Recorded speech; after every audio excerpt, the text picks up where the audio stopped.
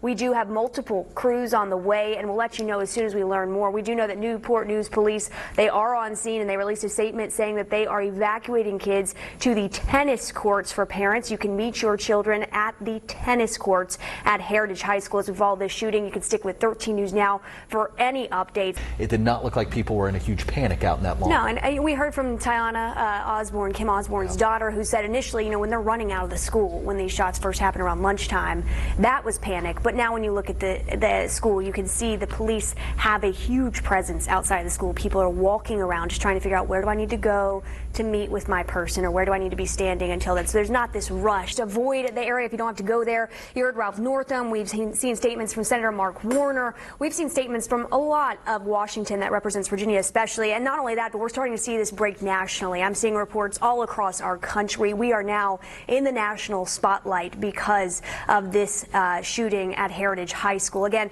we know 2 people shot at Heritage High School. Luckily, what we've learned is their injuries seem to be non-life threatening. That's a sigh of relief, honestly, for people who have been watching this so far. When you first hear that someone's shot, especially at a school, you just get worried. But right now we know they are expected to be okay. I do want to say, in this same report, police say here there have been reports that there are active shooters at other schools in the city, and they say that information is false. So if you're seeing any other reports about that, they are confirming with us, Newport News Police Department here, confirming that's not true. It's just Heritage High School that they are currently at. Absolutely, we haven't heard anything about the shooter or shooters at this point. Police are on scene, and we've been talking all afternoon. Right now it seems calm and controlled, and that's the good news. And you were saying that presser even is going to happen right outside of the school. It's not an issue at this point. Yeah, and if you look at this school, when we show you those images, especially our live images, just the police force you see out there gives the sense that they've got this under control at this point. We've got so many tactical crews out there, so many police cars from all different units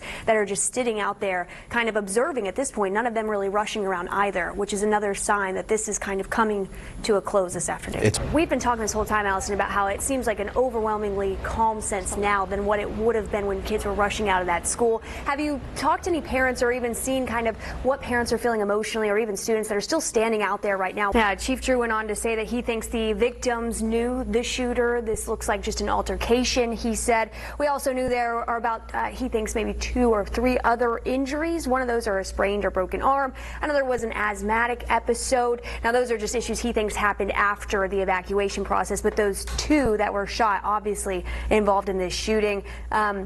Chief Drew also said that he's confident they'll be able to find out who did this. Right now, they don't have much on this suspect. He says they're going to review the cameras inside of that school. And again, saying that he's confident this is going to be wrapped up. And they said they'd be doing that for hours, right? Chief Drew said the FBI, the police, they're all going to go door to door with a master key, not just the classrooms, but the closets, the bathrooms, each stall, just in case someone is still hiding and doesn't have their phone on them. And a lot of these students did leave their phones inside of the school as they rushed out. So if you haven't been able to get in contact with them, just know they might not have their phone. And, you know, talking about the school part of this is a huge issue of just thinking of, how do I get in contact? How do I get there? Just know, if you are driving out to get your child right now, or you're waiting to figure out how to get out that way, Marshall Avenue down by Heritage High School is completely impassable. That's the road you would take to get on and into Heritage High. That road is completely, basically shut down with traffic just at a standstill. Now, Roanoke Avenue also kind of starting to become impassable. We know at least 30 officers are in your way to get to your kid that you have to kind of talk to get to those tennis courts. Just a fearful moment for parents, especially that are trying to get to their kid. Inside the school, but everybody expected to survive. And as we go off air, download our app, stay online with us. Those will be where you can get the most constant updates. If not, we'll be again here live again at 4 this afternoon.